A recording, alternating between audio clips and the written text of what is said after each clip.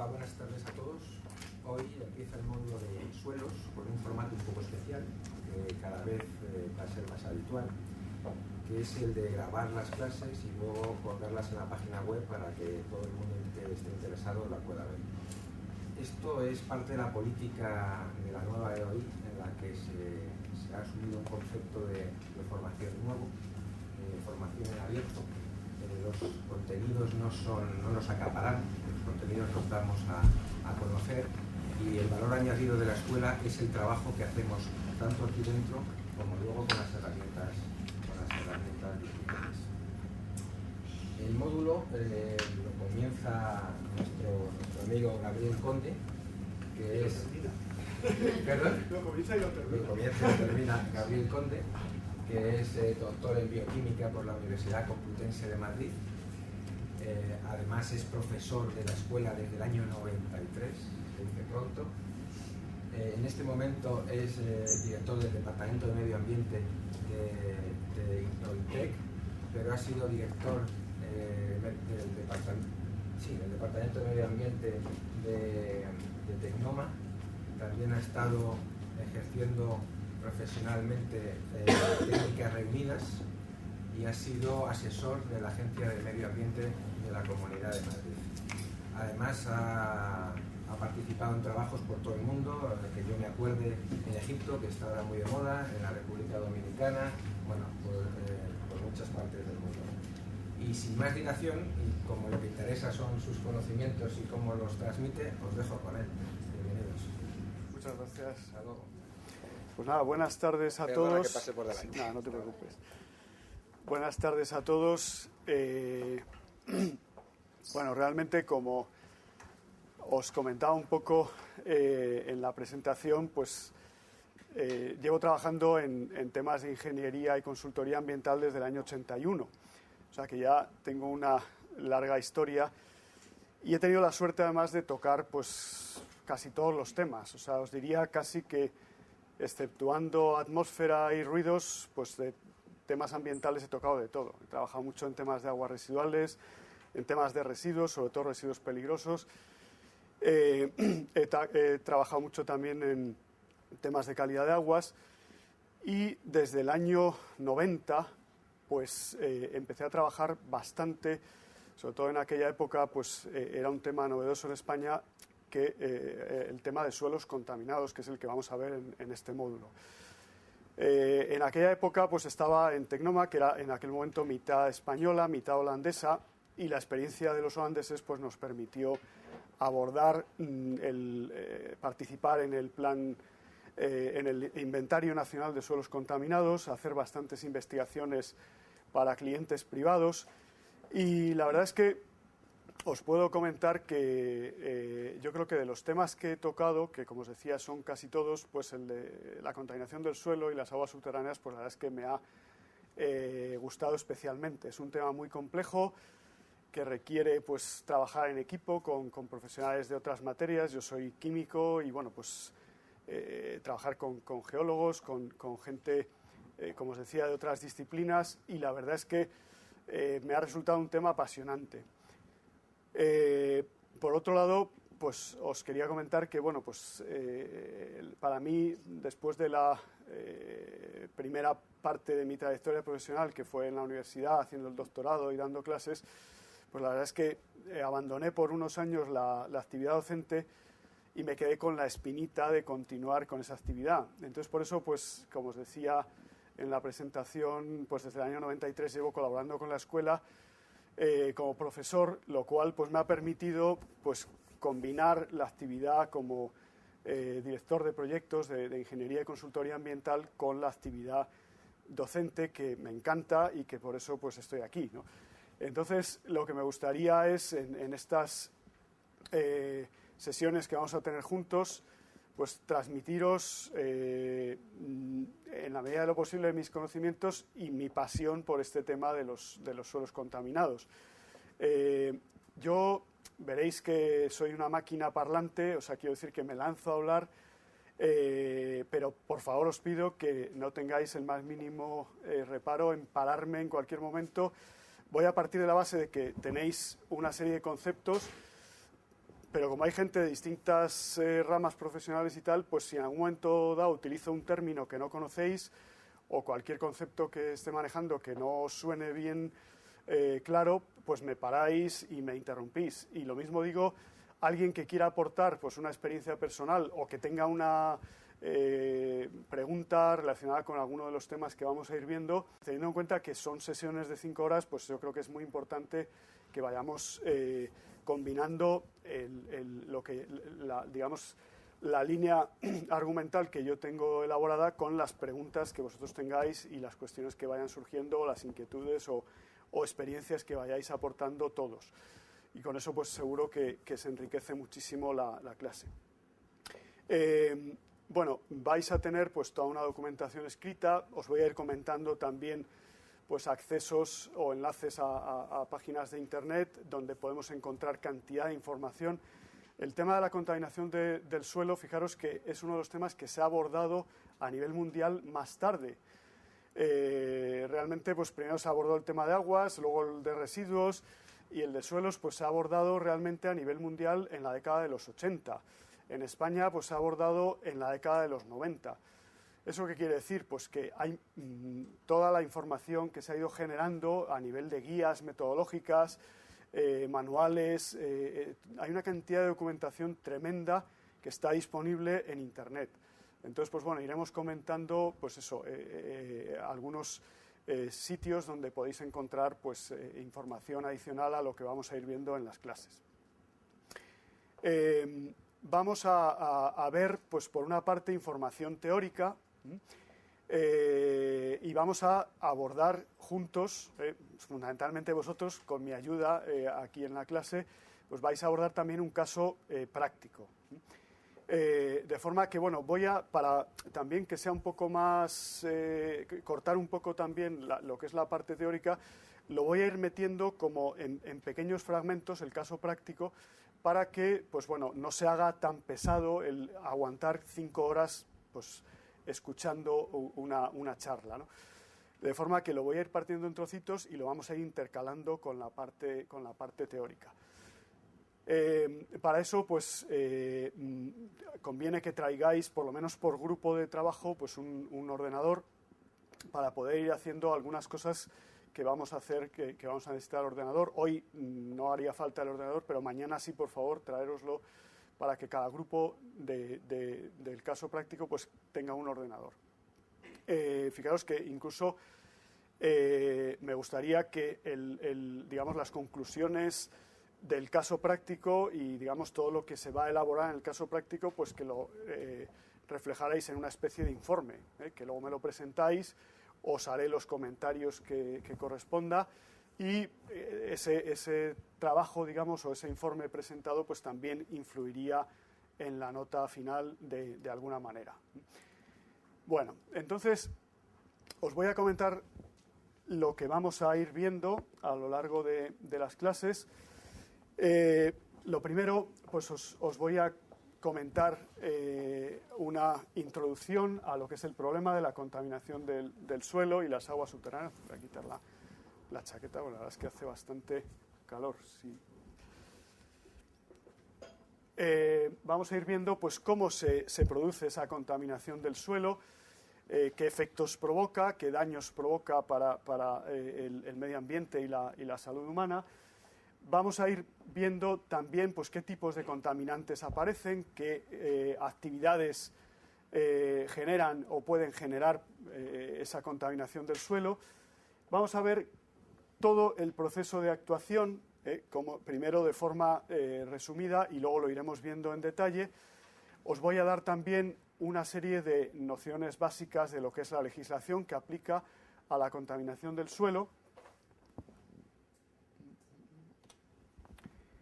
Y luego ya vamos a entrar en detalle en lo que es el proceso de estudio de los suelos contaminados.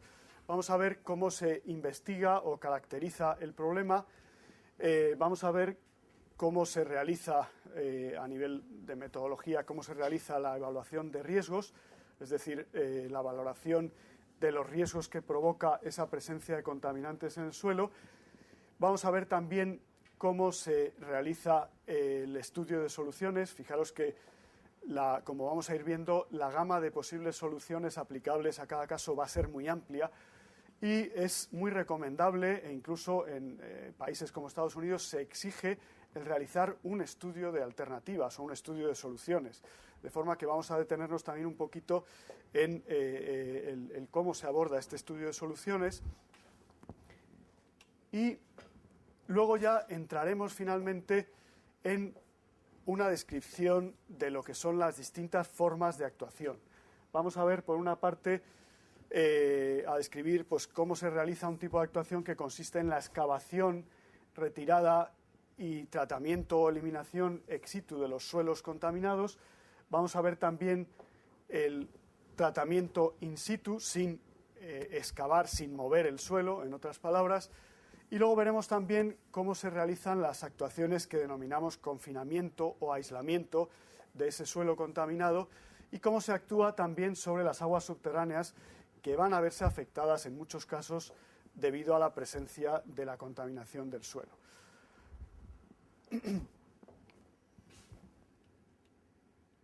Bueno, entonces en el caso práctico, como os decía, pues lo que vamos a hacer es elaborar un plan de investigación. Fijaros que primero abordaremos un plan de investigación en la que solemos llamar fase de investigación preliminar, que es una fase pues simplemente de toma de contacto con el problema, y luego veremos también el plan de investigación de lo que llamamos investigación detallada, en la que ya pues vamos a emplear muchos más medios, y vais a, sobre el plan de investigación que se haya elaborado, a estimar también el presupuesto. Os daré una hoja de cálculo con la que podréis hacer una estimación de ese presupuesto, para tener una idea de cuál sería el coste de esa investigación.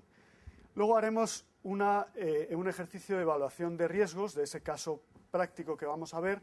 Lo vamos a hacer en plan, digamos, cualitativo, porque a nivel cuantitativo pues, nos llevaría mucho tiempo y además necesitaríamos herramientas más potentes que no podemos aplicar en el poco tiempo que tenemos.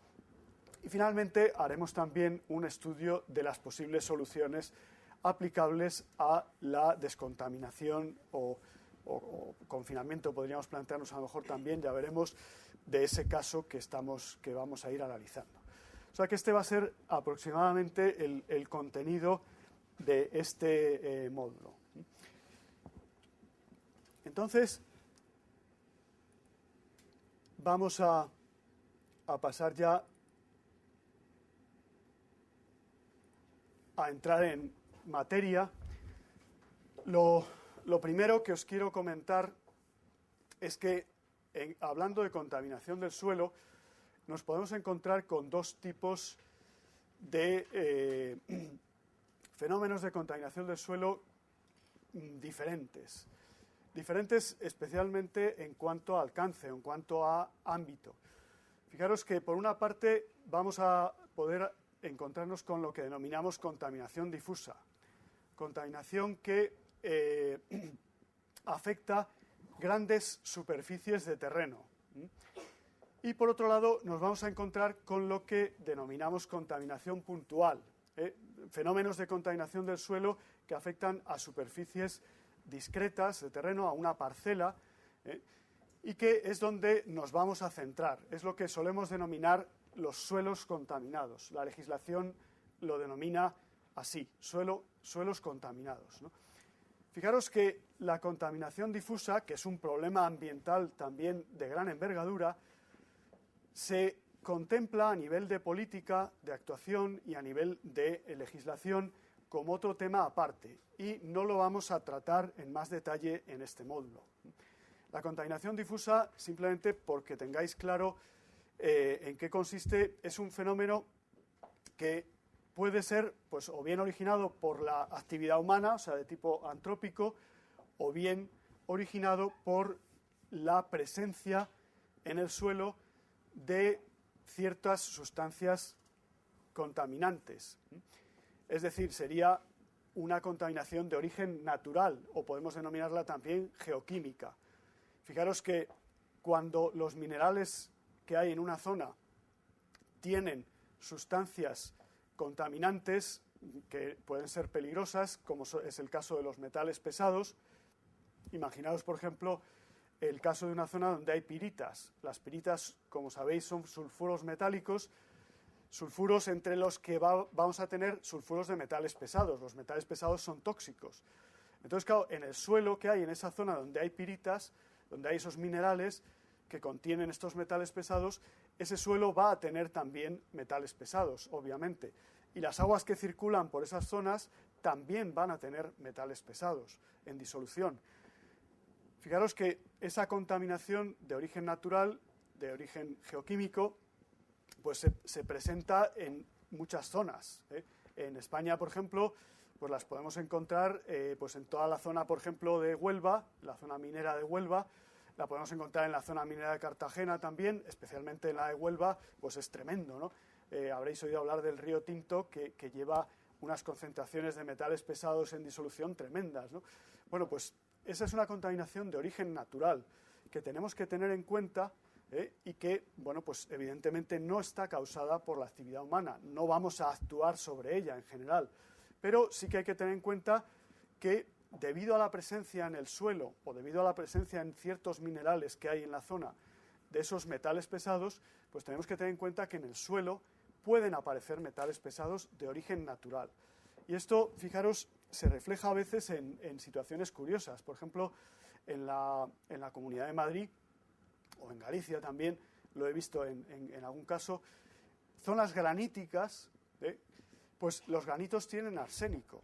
Y ese arsénico aparece en los suelos y aparecen concentraciones de metales pesados, de arsénico en el suelo, a veces relativamente importantes, por encima de los niveles que se utilizan como referencia, por ejemplo, a nivel de la legislación holandesa. Y es de origen natural. Entonces, claro, tenemos que tener muy claro siempre que abordemos una investigación de contaminación de suelo, qué es lo que hay de origen natural. Porque si no podemos encontrarnos con que pensemos que ha sido aportados esos metales pesados por la actividad humana y no, son de origen natural. Entonces hay que distinguir muy claro de lo que es de origen natural y lo que es aportado por la actividad humana. Entonces fijaros que estos fenómenos de contaminación difusa de origen natural o geoquímica abarcan grandes superficies de terreno y en el caso de la actividad humana, la contaminación de origen antrópico, pues está relacionada fundamentalmente con la agricultura.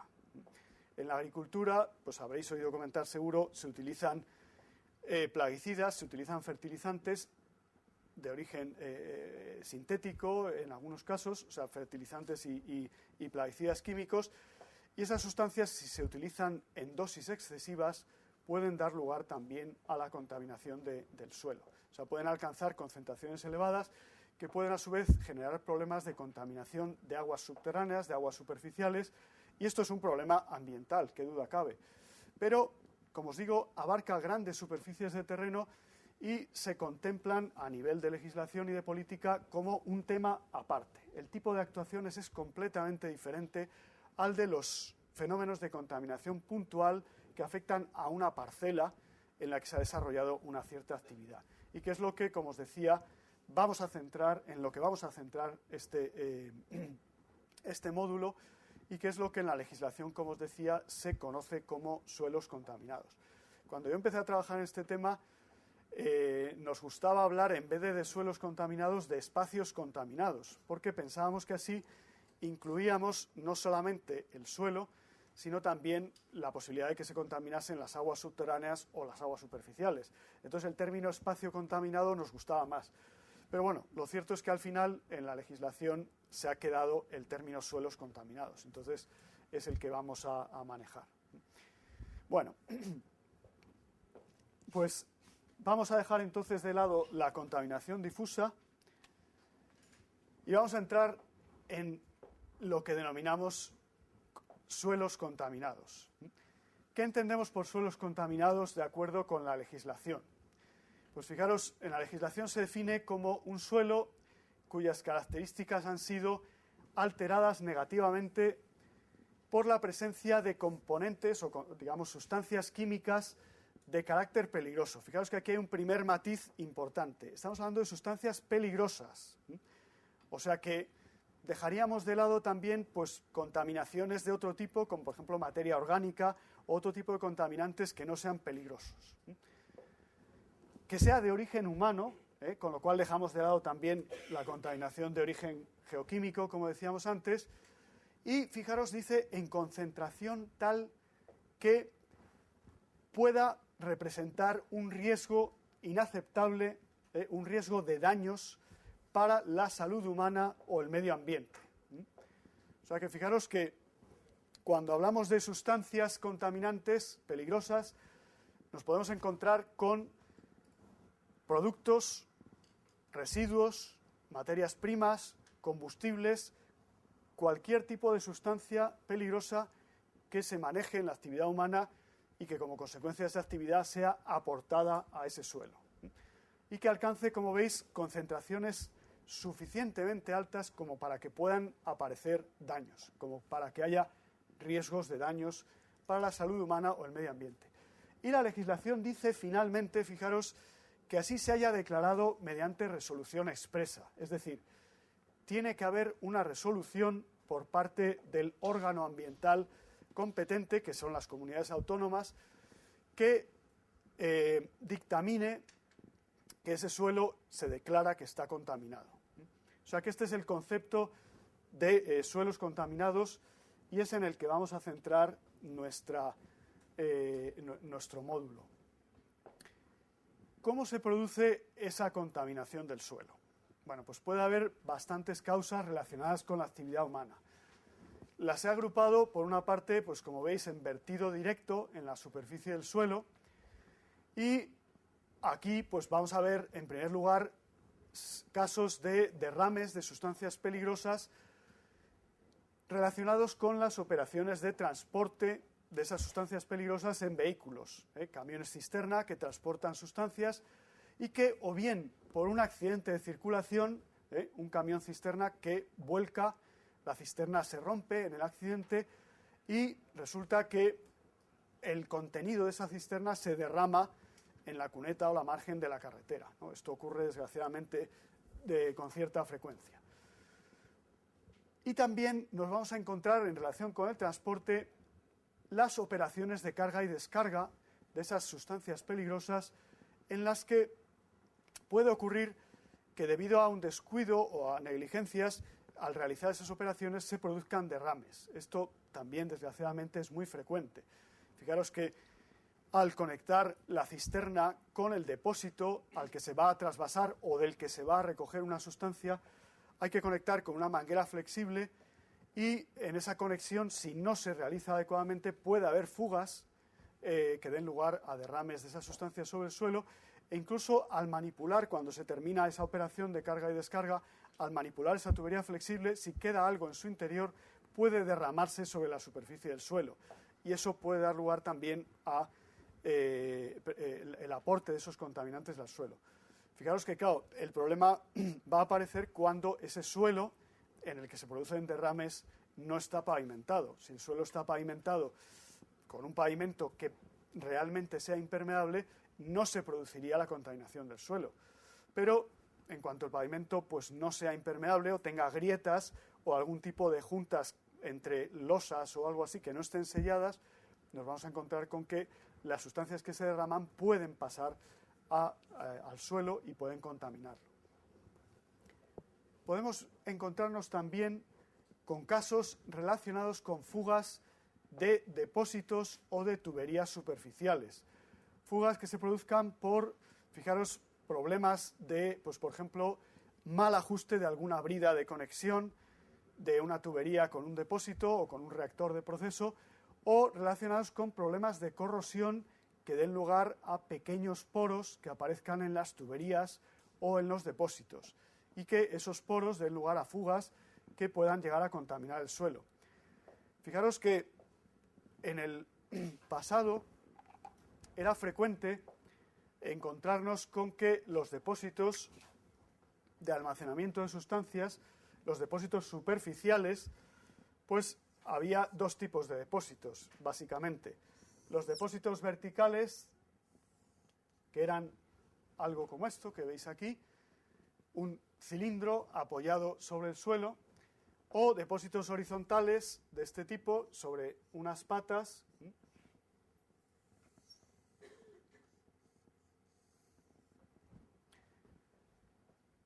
En un depósito de este tipo horizontal, si hay una fuga, pues por un problema de corrosión, como decía, o algo así, como podemos inspeccionar visualmente todo el exterior del tanque, la fuga la podemos detectar rápidamente. Pero fijaros, en un depósito de este tipo, si la fuga se produce en el fondo, que está en contacto con el suelo, esa fuga puede ser que tardemos mucho en detectarla. Y puede ser que esa fuga dé lugar a un aporte de esa sustancia al suelo y a la consiguiente contaminación del suelo. Si lo que hay debajo del fondo de ese depósito no es un pavimento impermeable. Entonces, fijaros que este es un problema que ha ocurrido pues, en el pasado con cierta frecuencia. En la década de los 90 apareció la legislación de almacenamiento de sustancias peligrosas, el reglamento de almacenamiento de sustancias peligrosas, y apareció también el reglamento de almacenamiento de hidrocarburos. Entonces, a partir de aquel momento, esos reglamentos exigen el que los depósitos de almacenamiento de esas sustancias peligrosas y de los hidrocarburos, de los combustibles líquidos, pues tengan lo que se denomina cubetos de retención. El cubeto de retención es un vaso, fijaros que sería algo así, un vaso estanco capaz de contener toda la sustancia, todo el volumen de sustancia que hay almacenado en el tanque. De forma que si el tanque, el depósito, se rompe y se derrama todo su contenido, ese cubeto de retención va a contener toda esa sustancia. Con lo cual, el cubeto de retención evita, es una forma de evitar la contaminación del suelo. O sea que fijaros que a partir de ese momento en el que aparece esta legislación, pues ya se empiezan a instalar los cubetos de retención, pero anteriormente muchas instalaciones de almacenamiento de sustancias peligrosas y de combustibles no tenían cubetos de retención, con lo cual pues ha habido muchos problemas de contaminación de suelo. Otro tipo de problema está asociado al vertido voluntario de residuos peligrosos sobre el terreno como forma de eliminación. Fijaros que hasta la aparición de la legislación de gestión de residuos peligrosos, que es de la década de los 80, pues claro, en España, como había ocurrido en otros países industrializados, pues las industrias hacían desaparecer, entre comillas, los residuos de la forma más cómoda y más barata posible. Entonces los residuos líquidos se vertían junto con las aguas residuales a los cauces o al alcantarillado, y los residuos sólidos normalmente se vertían sobre el terreno, sobre el suelo, como forma de eliminación. Entonces, claro, eso dio lugar a que se produjeran vertidos incontrolados de residuos, por falta de legislación y por falta de conciencia ambiental, pues se producían vertidos incontrolados de residuos peligrosos, o bien en el propio terreno de la empresa, propiedad de la empresa. Si es que tenía un trozo de parcela que no estaba utilizado, pues en algunos casos se vertía allí mismo el residuo, bien excavando un agujero en el suelo o bien formando una especie de pequeña montaña, digamos. Y en otros casos lo que hacían era dárselo a los transportistas, que se lo llevaban y lo vertían pues donde les venía en gana. Y se producían vertidos incontrolados en taludes, en márgenes de carreteras, en barrancos, en las márgenes de los ríos incluso, en escolleras y sobre todo muy frecuentemente en graveras, canteras o minas abandonadas. Fijaros que, claro, si tenemos un sitio donde ha habido una actividad extractiva de roca, de arena o gravas o de minerales, y tenemos un hueco que ha sido excavado como consecuencia de esa actividad extractiva, este hueco, una vez que cesa la actividad extractiva, es comodísimo el rellenarlo con residuos hasta alcanzar la cota original del terreno. O sea que se producían depósitos incontrolados de residuos en esos huecos de canteras graveras o minas abandonadas. Esto ha sido una actividad pues muy frecuente. Y pues como veis, era la práctica habitual hasta que ya aparece una legislación que exige la gestión adecuada de los residuos peligrosos. Otro tipo de situaciones relacionadas también con el vertido directo en la superficie del suelo, pues serían las relacionadas con derrames sistemáticos en las instalaciones industriales. ¿Qué es un derrame sistemático? Pues un derrame que se produce con frecuencia. ¿Que se produce con frecuencia por qué? Pues fundamentalmente por un mal diseño o por una mala operación. Como ejemplo, os podría decir, pues un caso muy típico es el de las instalaciones de tratamiento de superficies metálicas. El proceso de tratamiento de superficies metálicas es un proceso en el que piezas o estructuras metálicas se van a ir sumergiendo en sucesivos baños de proceso para darle al metal, a la superficie del metal, un tratamiento. Esos baños de proceso son baños que contienen sustancias peligrosas, metales pesados, se utiliza pues, cromo, se utiliza níquel, zinc, cadmio, cobre, toda una gama de metales pesados. Hay baños incluso, pues por ejemplo, baños ácidos para decapado, hay baños alcalinos para desengrasado, se utilizaban incluso, que ahora ya se empiezan a dejar de utilizar, baños cianurados. Entonces, ¿qué ocurre? Pues que fijaros, al pasar esas piezas o estructuras de un baño al siguiente, si los baños tenían una cierta separación entre ellos, escurría y caía al suelo de la nave de proceso el contenido, el líquido, digamos, del baño, de los sucesivos baños. Claro, si el pavimento de esa nave de proceso no era un pavimento realmente impermeable, como ocurría en muchos casos, pues esos derrames sistemáticos iban al final infiltrándose a través de las grietas del pavimento y al final llegaban a contaminar el suelo. Esto es, pues, desgraciadamente, un problema bastante frecuente. Otro tipo de situaciones serían las relacionadas con accidentes. Fijaros, aquí ya podemos encontrarnos una gama de situaciones, además bastante graves, pues como pueden ser explosiones de tanques de almacenamiento de sustancias peligrosas, explosiones de reactores de proceso y incluso incendios en los que pues a veces hay asociadas también explosiones y puede ocurrir que se derramen grandes cantidades de sustancias debido a la explosión de un tanque de almacenamiento o de un reactor y que incluso vengan los bomberos a apagar el incendio, utilicen grandes cantidades de agua y ese agua disperse incluso la sustancia que se ha derramado en toda la parcela e incluso hacia zonas del entorno. O sea que en el caso de accidentes, pues claro, las consecuencias desde el punto de vista de contaminación pueden ser especialmente graves. O sea, hemos visto hasta aquí vertido directo en la superficie del suelo. Vamos a ver ahora también casos relacionados con el vertido subterráneo. Vertido subterráneo, o sea, es decir, vertido o derrame o fuga que se produce en el subsuelo. Aquí, en primer lugar, nos podemos encontrar con fugas de depósitos o de tuberías enterradas. Claro, fijaros que aquí el problema es mucho más serio, porque antes decíamos, si tenemos una tubería aérea que se puede inspeccionar visualmente o un depósito aéreo que podemos inspeccionar visualmente, cuando aparezca una fuga lo podemos detectar relativamente rápido y podemos actuar. En un depósito enterrado o en una tubería enterrada, si no está construido de forma que podamos inspeccionarlo periódicamente, podemos tardar muchísimo en detectar una fuga, con lo cual el problema de contaminación puede llegar a ser muy grave.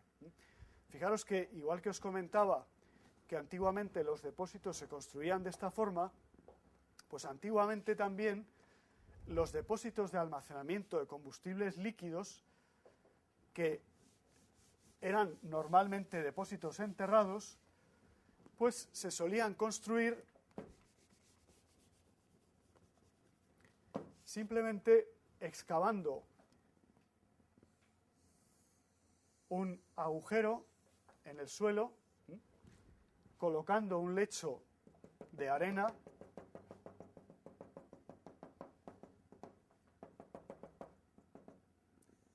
colocando el depósito y algo como esto, más o menos, ¿no?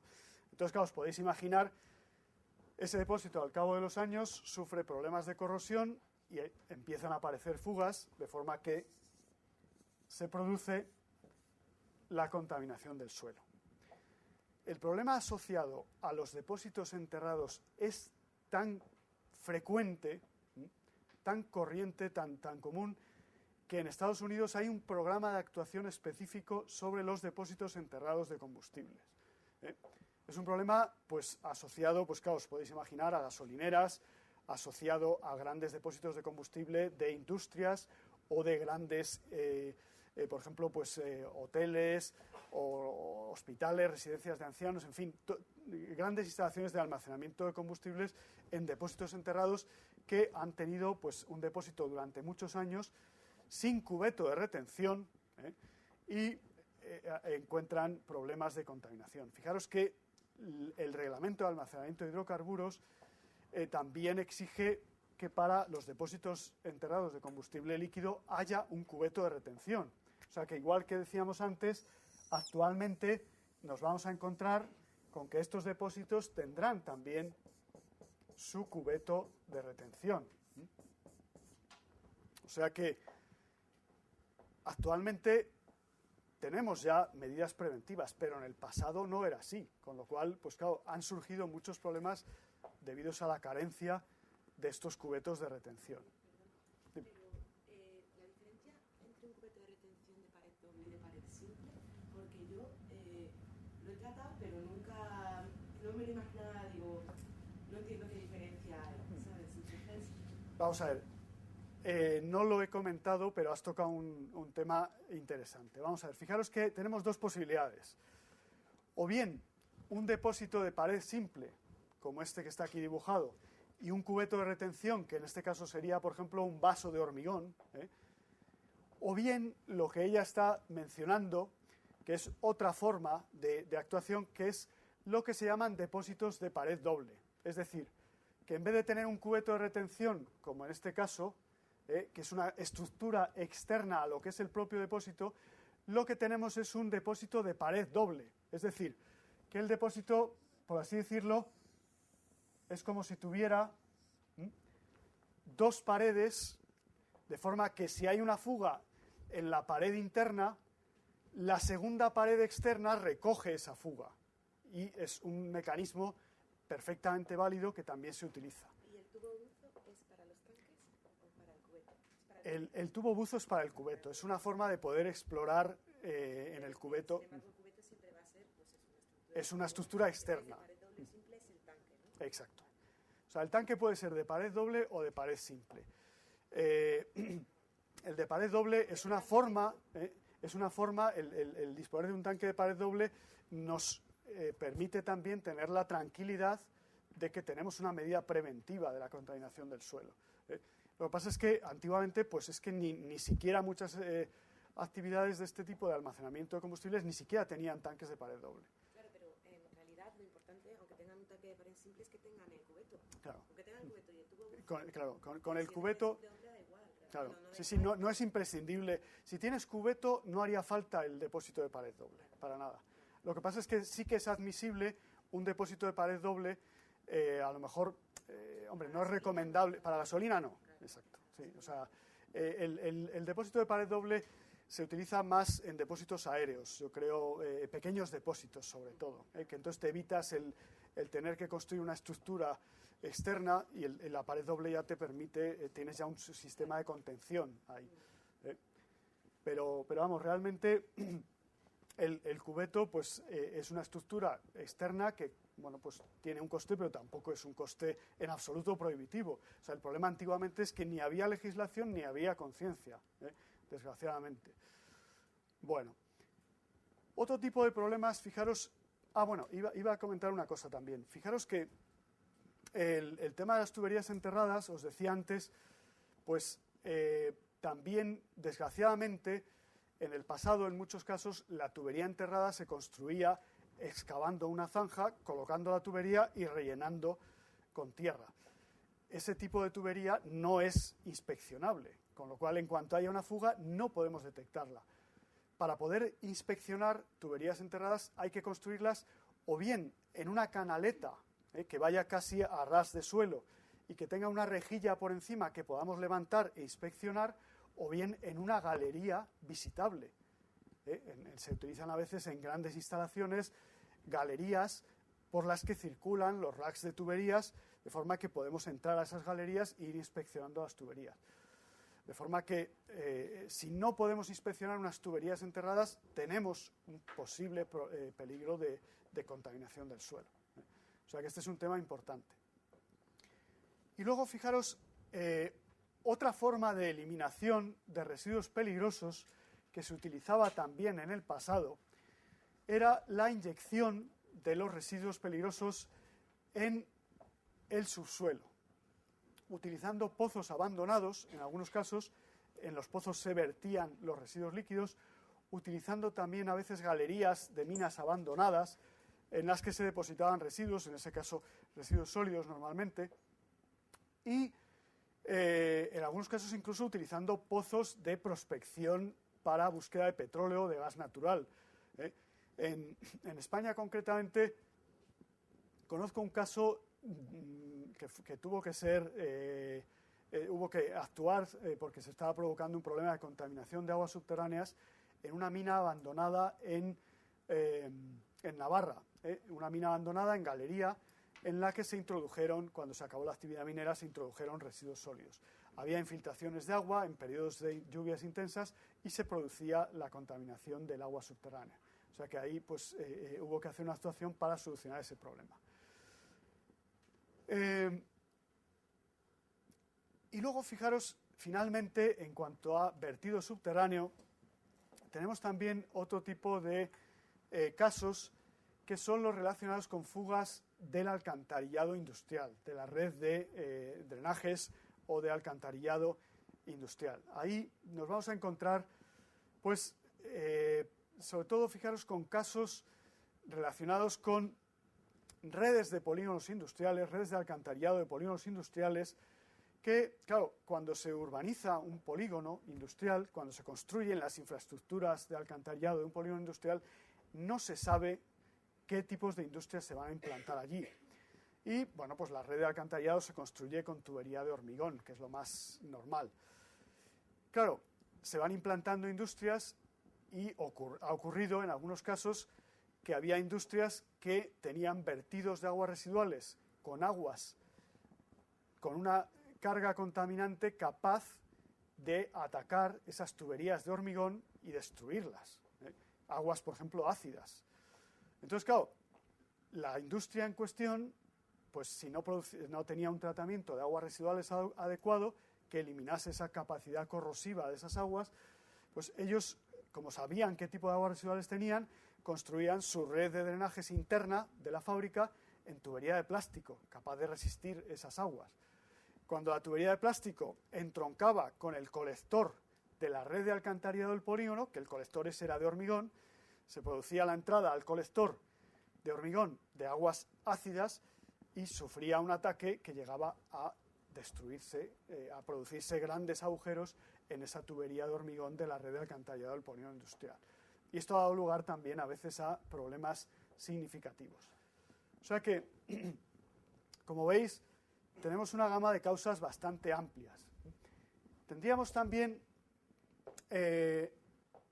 relacionado con otro tipo de actividades, problemas de contaminación de suelo asociados al vertido inadecuado de residuos peligrosos o a la mala gestión de vertederos de residuos. Fijaros que, por una parte, era una situación bastante frecuente el vertido de residuos peligrosos en vertederos de residuos inertes, las típicas escombreras, o en vertederos de residuos urbanos. Cuando no existía legislación, pues ocurría con frecuencia que en un vertedero municipal, que antiguamente eran vertederos no controlados, no nos engañemos, o sea, que no disponían de medidas de protección ambiental, pues, como digo, en esos vertederos municipales no controlados se vertía todos los residuos que se producían en el municipio, fueran urbanos, fueran inertes o fueran industriales, incluso peligrosos. Y eso daba lugar a mezclas de residuos pues tremendas, ¿no? En las escombreras pues lo mismo ocurría. Por falta de control, pues a veces entraban residuos peligrosos, o a veces también por picaresca. Entonces, eso ha dado lugar a que haya muchos vertederos de residuos, en principio no peligrosos, que tienen también presencia de residuos peligrosos en proporciones más o menos importantes. Y luego podría ocurrir, esto en España no ha ocurrido, pero sí que he oído hablar de algún caso, que por falta de control, por un control inadecuado en un vertedero de seguridad de residuos peligrosos, pues entrase algún tipo de residuos que pudieran afectar al sistema de impermeabilización del vaso del vertedero. Es decir, imaginaos un sistema de impermeabilización a base de lámina de plástico, de polietileno de alta densidad, que es lo típico. Si entra un residuo muy reactivo capaz de atacar ese polietileno, puede dar lugar a daños en la lámina de impermeabilización del vaso y a la salida de contaminantes que se podrían infiltrar en el suelo, salida de lixiviados que se infiltrarían en el suelo. Esto, bueno, en España los pocos vertederos de residuos peligrosos que hay, pues la verdad es que están muy bien controlados y esto no ha ocurrido. Pero podría ser un problema también. Y luego, finalmente, he incluido un último grupo, digamos, que he denominado contaminación indirecta. Contaminación indirecta en el sentido de que aquí estoy contemplando, fijaros, pues por una parte, fondos o lechos de ríos muy contaminados. ¿Por qué? Pues por el aporte continuado durante periodos largos de tiempo de sustancias peligrosas. Imaginaros un río, un cauce,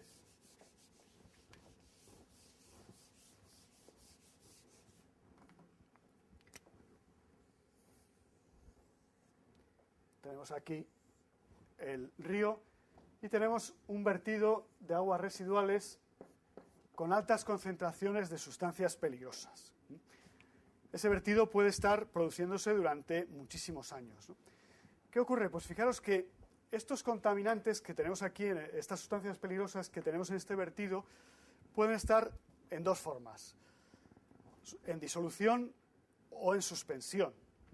Si están en disolución, se van a aportar al agua del río, y lo que puede ocurrir es que los sedimentos que hay en el lecho del río, que van a, fijaros, esos sedimentos van a tener, seguro, arcillas, que tienen una capacidad de absorción importante, sobre todo de metales pesados, van a tener también materia orgánica, que tiene una capacidad de absorción importante de contaminantes orgánicos. Entonces va a haber un proceso de absorción de los contaminantes sobre las partículas del lecho del río. Y a su vez, los contaminantes aportados en suspensión, en forma de partículas, se van a depositar sobre la superficie del lecho del río. Con lo cual, al cabo de los años de estarse produciendo ese vertido de aguas residuales de alta carga contaminante con sustancias peligrosas, nos vamos a encontrar que el lecho del río los sedimentos presentes en el lecho del río tienen unas concentraciones de contaminantes peligrosos tremendamente altas.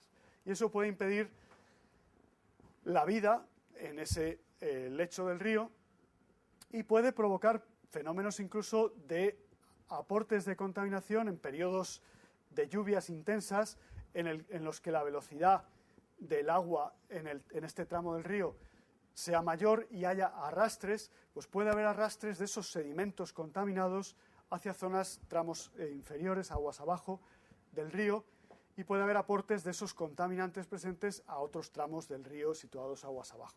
O sea, fijaros que el problema de la contaminación de los lechos, de los sedimentos presentes en los lechos de los ríos, es muy importante en zonas donde hay alta industrialización y han exigido a veces actuaciones importantes de saneamiento de ese lecho del río para conseguir que, fijaros, se puede producir el problema de que nosotros hagamos un plan de saneamiento y implantemos depuradoras de aguas residuales y cesen los vertidos contaminantes a ese río.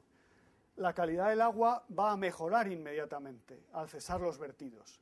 Pero el lecho, los sedimentos presentes en el lecho, siguen estando contaminados. Entonces, fijaros que puede haber incluso fenómenos de desorción, de cesión de contaminantes de los sedimentos hacia el agua que empieza a estar limpia porque han cesado los vertidos. Entonces, claro, hay que solucionar, para empezar a conseguir implantar nuevamente un ecosistema en el río, tendríamos que conseguir limpiar esos sedimentos o tratarlos de alguna manera, porque si no, no sirve con mejorar la calidad del agua, porque si los sedimentos siguen teniendo sustancias tóxicas, no vamos a poder implantar la vida en ese tramo de río.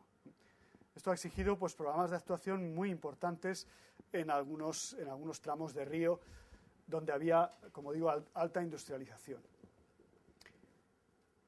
Lo mismo ocurre en los puertos. Los grandes puertos de carga y puertos industriales tienen aportes de sustancias peligrosas muy diversos.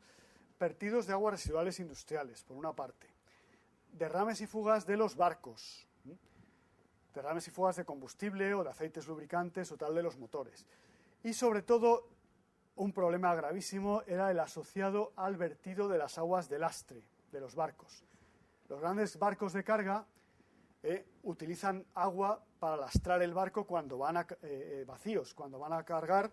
Pues claro, si el barco no va lastrado, puede zozobrar con el oleaje.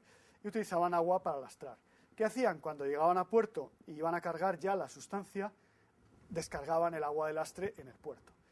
Y ese agua de lastre estaba contaminada con la carga anterior que ha llevado el barco. Entonces, claro, esto provocaba unos problemas tremendos de contaminación.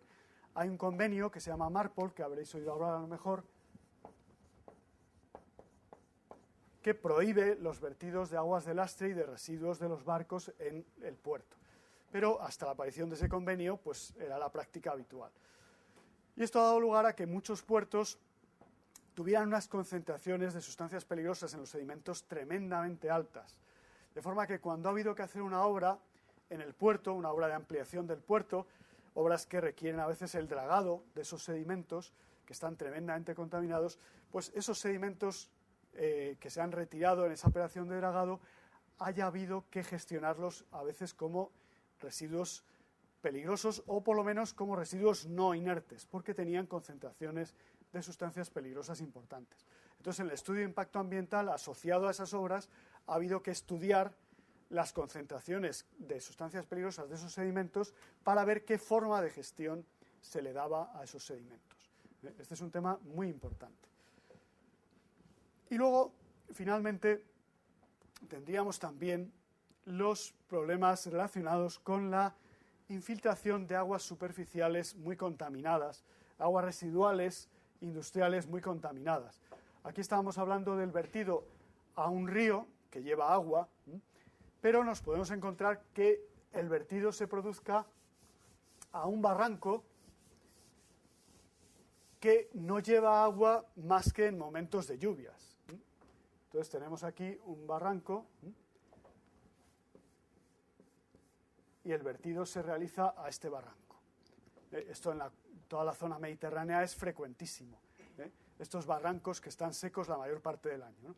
Entonces, claro, ¿qué ocurre? Fijaros, cuando tenemos este tipo de vertido, pues lo que ocurre es parte de ese agua residual con altas concentraciones de sustancias peligrosas discurriría por la superficie del suelo, el fenómeno que denominamos escorrentía superficial, y parte de ese vertido se va a infiltrar en el suelo. Infiltración, escorrentía.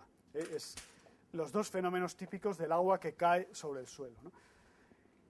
Fijaros que lo que se infiltre, evidentemente, va a aportar contaminantes a ese suelo. Y al cabo del tiempo pues, pueden aparecer concentraciones en suelos relativamente altas. O sea que nos encontramos aquí otra vez con un problema importante, en algunos casos, de contaminación de suelo asociado a un vertido de aguas residuales de alta carga contaminante. O sea, fijaros que tenemos casos de vertidos de residuos, tenemos casos de vertidos de sustancias, como os decía, que son pues, materias primas o combustibles, y tenemos casos a veces de vertido de aguas residuales también de alta concentración de sustancias peligrosas. Hemos visto las causas. Vamos a ponernos ahora desde otro punto de vista y vamos a comentar qué tipos de suelos contaminados nos vamos a encontrar. Por una parte, hemos hablado de sitios en los que se ha producido el vertido incontrolado de residuos peligrosos sobre el terreno, vertederos incontrolados de residuos peligrosos. Hemos hablado también de sitios que en principio estaban destinados a vertido de otros tipos de residuos no peligrosos, ya sean inertes o ya sean urbanos, pero que por falta de control o por picaresca o por lo que sea, se han depositado también residuos peligrosos, aunque puedan ser en proporción minoritaria. Este es un caso tremendamente frecuente. De hecho, os puedo contar como anécdota que el primer caso en España de suelo contaminado que tuvo cierto impacto en los medios de comunicación, pues fue precisamente el vertedero municipal de Sabiñánigo. Sabiñánigo es un pueblo de la provincia de Huesca que tiene un polígono industrial de industria química de cierta envergadura y los residuos de ese polígono industrial, residuos químicos, residuos peligrosos, iban todos a parar al vertedero municipal de Sabiñánigo, mezclados con los residuos urbanos. Entonces había allí una situación especialmente crítica, que era que una de las fábricas del polígono era una fábrica de lindano. El lindano es un plaguicida, un insecticida concretamente, que se ha dejado ya de fabricar porque se vio que era una sustancia cancerígena en animales y aunque en humanos no había datos, pues cuando una sustancia es cancerígena en animales se sospecha que puede serlo también en humanos. Con lo cual se empezó a prohibir en todos los países desarrollados el uso del lindano y de hecho pues yo creo que ya prácticamente ni se fabrica ni se utiliza. Pero el problema es que en la fabricación de ese lindano, cuya composición química es hexaclorociclohexano, pues aparecían varios isómeros, de los cuales solo un isómero se utilizaba comercialmente como lindano. Los otros eran residuo. De forma que por cada kilo de lindano aparecían unos 3 y pico kilos de residuo puro de hexaclorociclohexano, que se vertía al vertedero municipal de Sabiñánigo. Os podéis imaginar que en el vertedero municipal de Sabiñánigo había cientos de toneladas de residuo de hexaclorociclohexano puro. Y era un vertedero, no lo llamamos incontrolado porque era una parcela municipal, pero era no controlado, no tenía medidas de protección ambiental. En un barranco, a escasos 500 metros del río Gállego, con lo cual los lixiviados de ese vertedero iban a parar directamente al río Gállego. Lo poco que se infiltraba en el suelo, pero el resto iba a parar al río Gállego. Entonces, pues hubo una denuncia de un grupo ecologista a la Unión Europea, os estoy hablando del año 89, final del 88, principio del 89. Hubo una denuncia a la Unión Europea pidió un informe al gobierno español y se realizó una investigación de sellado y de confinamiento de esa masa de residuos que era tremenda, como os digo, en aquel caso. O sea que el problema de vertederos no controlados o incontrolados pues es tremendo en todo el territorio nacional. Y luego tenemos también emplazamientos donde se han desarrollado actividades industriales, como comentábamos antes, en las que se producen pues, derrames o fugas de sustancias peligrosas, debido a que se manipulan o almacenan esas sustancias peligrosas en estas actividades industriales. Aquí, fijaros, nos vamos a encontrar dos tipos de situaciones. O bien actividades que están actualmente en funcionamiento, que están actualmente funcionando esas actividades, o bien actividades que han cesado, actividades que porque ha habido una reconversión industrial o porque ha habido una recalificación del suelo, pues esas actividades han cesado, han dejado el suelo contaminado y ese suelo pues puede ser incluso que ahora se pretenda utilizar no para fines industriales, sino para un uso urbano. Esto ha ocurrido en muchas ciudades, concretamente en Madrid, por ejemplo, Pues toda la zona de enfrente de la estación de Méndez Álvaro, de la estación de autobuses de Méndez Álvaro, antiguamente era una fábrica de flex, de colchones, y tenía la fábrica de colchones y toda la industria asociada.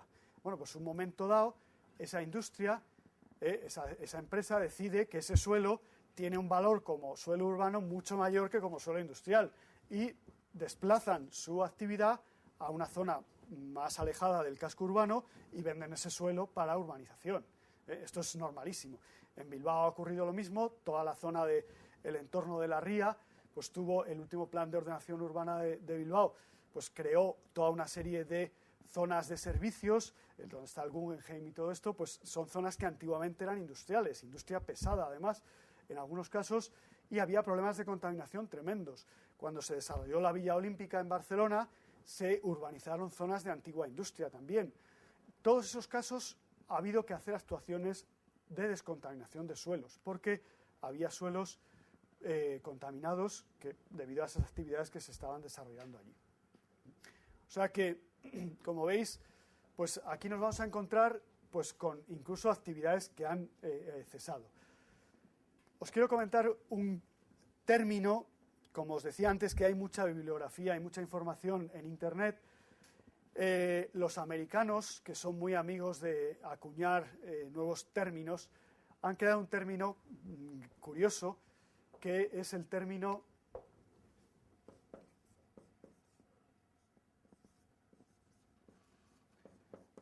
brownfields.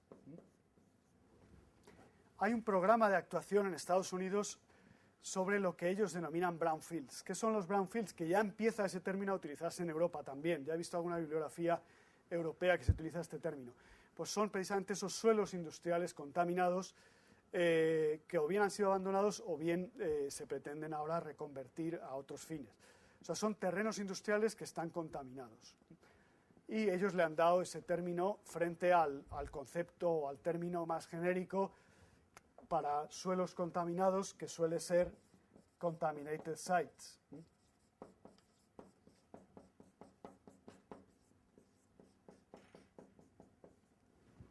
Este es el término más genérico. El de brownfields es para industriales, suelos industriales.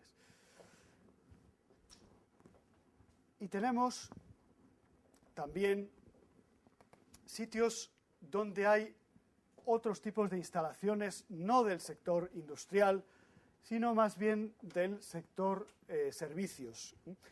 Instalaciones en las que pues también se han producido derrames o fugas de sustancias peligrosas. Aquí tenemos, pues fijaros, por ejemplo, un caso muy típico eran las antiguas fábricas de gas. Vosotros sois jóvenes y ya igual no habéis conocido lo que era el gas ciudad. Ahora ya tenemos gas natural en todas las ciudades españolas, ¿no? Prácticamente. Antiguamente lo que había era lo que llamábamos gas ciudad, que era un gas que se producía a partir de carbón, por procesos tipo pirólisis, de gasificación del carbón, se producía ese gas ciudad, que era el que se distribuía en las redes de gas de la ciudad. Entonces esas fábricas de gas producían residuos, en ese proceso de gasificación del carbón, residuos que tenían fundamentalmente hidrocarburos aromáticos policíclicos, y una mala gestión o un mal almacenamiento de esos residuos ha provocado problemas de contaminación frecuentemente, de contaminación del suelo. Tenemos aquí también las grandes instalaciones de almacenamiento de combustibles de las empresas petroleras. Fijaros que entre las refinerías y los puntos de distribución final, las gasolineras o tal, pues suele haber grandes parques de almacenamiento de combustibles. Y en esos grandes parques de almacenamiento de combustibles se han producido a veces también fugas o derrames de esos combustibles líquidos. Aquí os puedo contar como anécdota un caso bastante grave que hubo hace unos años en Madrid, concretamente cuando se estaba haciendo el proyecto de la línea de metro. La línea de metro de la ciudad de Madrid al aeropuerto de Barajas. Bueno, pues ahí, al hacer el estudio geotécnico del trazado previsto para esa línea de metro, pues iban haciendo sondeos de prospección y al llegar ya a la zona del aeropuerto, pues al hacer los sondeos empezaron a ver que al sacar la barrena del sondeo, salía un olor a hidrocarburos tremendo. Y no solo eso, sino que al llegar la barrena a una determinada profundidad, al sacar el testigo, al sacar los materiales del suelo, salían los materiales correspondientes a una determinada profundidad, salían empapados literalmente en hidrocarburos. Bueno, pues esto era asociado a una fuga del combustible que utilizan los aviones, el queroseno, que se trasvasaba desde un parque de almacenamiento de combustible situado fuera del aeropuerto hasta los puntos de distribución a los aviones, mediante tuberías enterradas y tal. Entonces, bueno, pues ahí hubo que hacer, fijaros, para poder continuar la obra de construcción del túnel del metro, tuvieron que hacer a la carrera una actuación de descontaminación que costó en aquel momento 1.300 millones de pesetas, para sanear la franja por la que iba a discurrir el túnel. Y todavía hablaban de que habría que gastar unas 3 veces más para conseguir sanear toda la zona contaminada por aquella fuga. O sea que es un tema a veces importantísimo. Tenemos aquí también las gasolineras. Este es otro tipo de actividad tremendamente contaminante. Os puedo decir como anécdota que en Holanda, a principios de los 80, hicieron un estudio en una gran cantidad de gasolineras, una muestra que podría considerarse representativa, estadísticamente representativa, de las gasolineras del país, y llegaron a la conclusión de que en torno al 80% de las gasolineras tenían problemas de contaminación de suelos significativos, por derrames en la superficie del suelo, por fugas sobre todo fugas de los depósitos enterrados. Entonces, este es un problema, pues igualmente que ha habido en España. Fijaros, cuando se terminó el monopolio de Camsa y se vendieron gasolineras de Camsa a las multinacionales del petróleo, se han encontrado con cantidad de gasolineras que tenían problemas de contaminación de suelo. Lo que pasa es que, claro, las multinacionales del petróleo conocían que podía ocurrir eso y antes de comprar la gasolinera realizaban una investigación, con lo cual, si había contaminación, antes de comprar exigían que se descontaminase el suelo. Bueno, y luego otro caso también muy importante es el de los desguaces de automóviles. Hay problemas importantes también en muchos desguaces. Fijaros que son superficies de terreno, en muchos casos no estaban pavimentadas, ahora ya se empieza a exigir la pavimentación, pero antiguamente no, y allí se desguazaban los vehículos de forma que los líquidos que quedaban en el cárter, el aceite del lubricante del cárter del motor, restos de combustible que quedasen en el depósito, etcétera, el líquido de las baterías, que es ácido sulfúrico con trazas de plomo, todo eso se iba vertiendo al suelo. Y había a veces problemas de contaminación también importantes. Bueno, o sea que como veis, hay muchos también casos asociados a actividades no industriales, sino más bien de servicios. Y luego tenemos ya, por último, las actividades mineras. Aquí os podéis imaginar que, como os comentaba antes, pues toda la minería asociada a minerales que sean con contenidos en metales pesados han generado problemas de contaminación del suelo por mala gestión de los residuos. Normalmente los residuos, como habréis oído mencionar, se almacenaban en grandes montañas, los lodos se almacenaban en balsas que a veces han sufrido roturas con las consiguientes fugas, que habréis oído hablar del caso de las minas de Alcollar y de algunos otros casos en países del este de Europa, muy, muy graves también. Y la minería pues, ha dado lugar a problemas tremendos. Fijaros que además se dan situaciones muy curiosas, como por ejemplo lo que llaman las aguas ácidas de mina. Los sulfuros, las piritas, los sulfuros metálicos, al exponerse al aire, en los escombreras o digamos montones de residuos que generan las actividades mineras, pues al exponerse esos sulfuros al aire se oxidan y pasan a sulfatos. ¿Qué ocurre? Que el sulfuro metálico podría ser insoluble, sería insoluble, pero el sulfato es soluble, con lo cual al caer luego la lluvia sobre esa montaña de residuos se disuelven los sulfatos y aparecen unas aguas ácidas por ese sulfúrico, que llevan concentraciones de metales pesados elevadísimas. Y es un poco pues eso, todos los ríos o arroyos próximos a esas zonas mineras de Huelva o tal, pues tienen concentraciones de metales pesados y unas acideces verdaderamente elevadísimas. O sea que el problema de las minas, pues la verdad es que es bastante serio. Fijaos también, la minería de carbón, pues también hay carbones que tienen concentraciones de metales pesados importantes. Entonces todo esto es un tema que ha dado lugar a graves problemas en general. Bueno, podríamos hablar ahora de qué actividades pueden generar la contaminación del suelo. Podéis imaginar que pueden ser, como decíamos, de tipo industrial o comercial o de servicios, y la característica fundamental es que manejen o almacenen cantidades significativas de sustancias peligrosas o generen residuos peligrosos en cantidades significativas. Esta es la clave. En cuanto se den estos factores, vamos a considerar que la actividad es potencialmente contaminadora del suelo. Hay una lista de actividades potencialmente contaminadoras del suelo en el Real Decreto 9/2005. Luego hablaremos de este decreto porque es el decreto clave en cuanto a la legislación de la contaminación del suelo. Vamos a hablar largo y tendido. Entonces el decreto tiene un anexo con una lista, ya os digo, exhaustiva de actividades potencialmente contaminadoras del suelo. Con lo cual, pues bueno, un poco así rápidamente, pues comentaros que os podéis imaginar que la gama dentro del sector industrial pues es muy amplia, ¿no? Toda la industria química, que puede dar lugar a contaminantes de todo tipo, ¿no? De inorgánicos, orgánicos, etcétera.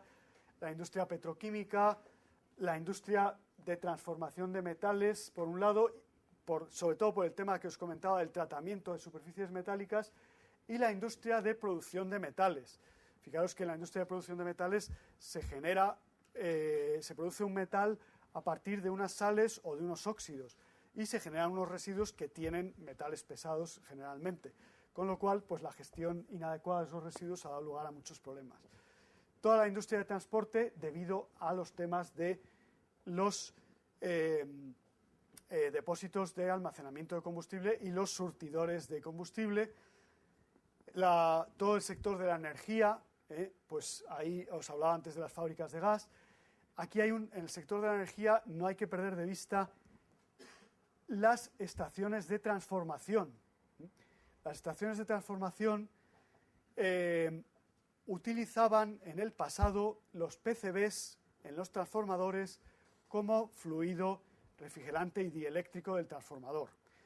Esos PCBs, pues a veces por rotura del transformador, a veces porque en las operaciones de mantenimiento derramaban grandes cantidades, han dado lugar a que muchas estaciones de transformación eléctricas hayan tenido problemas de contaminación del suelo con PCBs, también por la carencia de cubetos de retención. El tema de la minería, pues bueno, con metales fundamentalmente, y bueno, pues ya os comentaba antes, pues hay toda una serie de industrias y de actividades muy variadas que pueden tener también problemas de contaminación muy variados. Y me gustaría ahora comentaros pues, los contaminantes más típicos.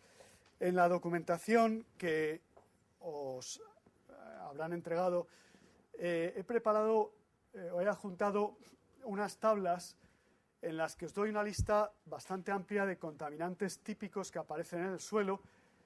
Algunos serían sustancias contaminantes típicas de la actividad humana, aunque no son sustancias peligrosas, con lo cual algunos que os aparecen en esta tabla, digamos, no entrarían dentro de la denominación de los suelos contaminados, que os decía antes que siempre está asociado a sustancias peligrosas. Pero no obstante, como son contaminantes típicos de la actividad humana, los he metido también en las tablas. Y la tabla esta tiene un aspecto importante que os quiero comentar. Aparte de reflejar una lista, como os digo, muy amplia, os aporto también aquí una valoración relativa, son valores relativos, no absolutos, de toxicidad y movilidad. Estas son las propiedades más importantes de los contaminantes desde el punto de vista de los problemas de contaminación del suelo. La toxicidad, como os podéis imaginar, es la responsable de los daños sobre los seres vivos. Y, a su vez, la movilidad nos da una idea de cómo se va a comportar ese contaminante que se ha vertido o se ha derramado en el suelo.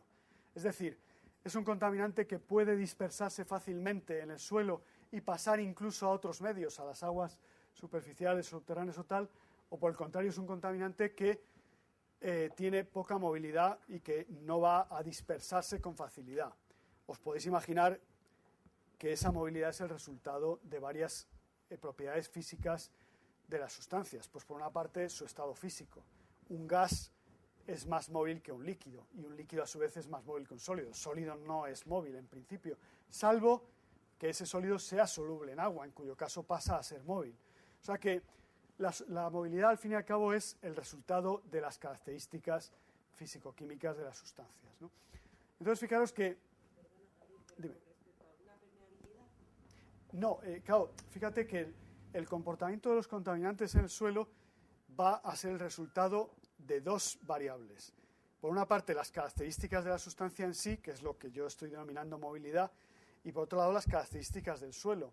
Es decir, el suelo, a su vez, puede facilitar o dificultar el movimiento de los contaminantes. Esto sería intrínseco de los contaminantes, ¿eh? A su vez, ya te digo, el suelo, según sus características, va a permitir el movimiento fácil de los contaminantes, o puede ser que el suelo los retenga porque tiene una capacidad de absorción muy fuerte, por ejemplo. O sea que al final el comportamiento de los contaminantes depende de sus propias características y de las características del suelo. Pero aquí estoy hablando de las características de los contaminantes, de momento. Entonces, fijaros que bueno, el valor máximo es el 1 y el mínimo sería el 3 o el 4. Bueno, entonces fijaros que, claro, aquí tenemos una gama de sustancias muy amplia, sustancias orgánicas, sustancias inorgánicas también. Tenemos, pues, por ejemplo, fijaros aquí, hidrocarburos alifáticos derivados del petróleo, combustibles líquidos fundamentalmente, que tienen una toxicidad relativamente baja, pero tienen una movilidad alta, porque son líquidos y además son volátiles. Tenemos también hidrocarburos aromáticos volátiles, asociados a derivados del petróleo también, que tienen una toxicidad un poquito mayor. Fijaros que aquí tenemos incluso el benceno, es una sustancia que es cancerígena también, o sea que hay ya un valor de toxicidad, sobre todo el benceno, más elevado. Y también son líquidos volátiles, con lo cual valor máximo de movilidad. Este es un grupo de sustancias muy interesante, ¿eh? No quiero que lo perdáis de vista. Hay muchos autores que lo llaman BTEX, que son las siglas de benceno, tolueno, etilbenceno y xileno. Son los hidrocarburos aromáticos volátiles que están presentes en las gasolinas. Entonces, cuando hay una fuga de gasolinas, aparte de hidrocarburos alifáticos, nos vamos a encontrar también con esos aromáticos volátiles. Con lo cual, pues es un problema muy típico. Y ya os digo, lo suelen denominar con esas siglas BTX. Tenemos también los aromáticos policíclicos, que están presentes en muchos residuos y que además están presentes también en los combustibles líquidos. Están presentes en el gasóleo, ya en pequeña proporción, pero sobre todo están muy presentes ya en proporciones importantes en los combustibles más pesados, en el fuel oil. El fuel oil tiene concentraciones de hidrocarburos aromáticos policíclicos importantes. Tenemos también toda una gama de hidrocarburos no halogenados, eftalatos, estirenos también, que se utilizan en varios tipos de actividades industriales. Tenemos también los policíclicos halogenados, donde nos encontramos con los PCBs, que os decía antes, asociados a los transformadores. Tenemos también las dioxinas, asociadas a procesos de incineración. Tenemos toda la gama de hidrocarburos alifáticos volátiles, que va, pues fijaros, desde el cloroformo hasta toda la gama de, pues, cloroetanos, cloroetilenos, hasta el percloroetileno, o sea, sustancias alifáticas cloradas que se han utilizado muchísimo como disolventes. Disolventes desde procesos de tintorería hasta disolventes que se utilizaban como desengrasantes y disolventes industriales de varios tipos, desde limpiezas hasta ciertas operaciones industriales. Toxicidad, como veis aquí, pues relativamente importante. Algunos de ellos son cancerígenos, como el percloretileno, movilidades importantes porque son líquidos volátiles. Tenemos toda la gama de plaguicidas, muchos de ellos tóxicos, muchos de ellos, algunos se ha ido viendo que eran cancerígenos y se han dejado de utilizar. Tenemos aquí otro grupo que es el que se denomina EOX. EOX son las siglas de O es de orgánicos, o sea, compuestos orgánicos, E es extraíbles y X halogenados.